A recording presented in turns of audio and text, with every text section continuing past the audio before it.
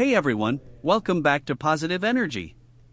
In today's video, we're taking a quick look at what's new in the new Outlook for Windows and one small change that makes a big difference: the new File tab in the ribbon. In the latest version of Outlook, Microsoft has added a brand new File tab right next to the Home tab in the ribbon.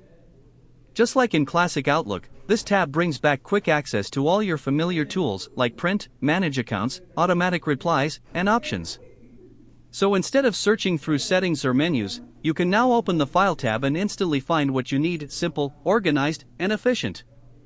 When you click the File tab, you'll see all these options neatly grouped, making it easier to handle your account settings, print emails, or adjust preferences without leaving your main Outlook view. That's a quick look at what's new in Outlook for Windows. The File tab is back, smarter and faster than ever. If you found this helpful, don't forget to like, subscribe, and share this video for more quick tech updates.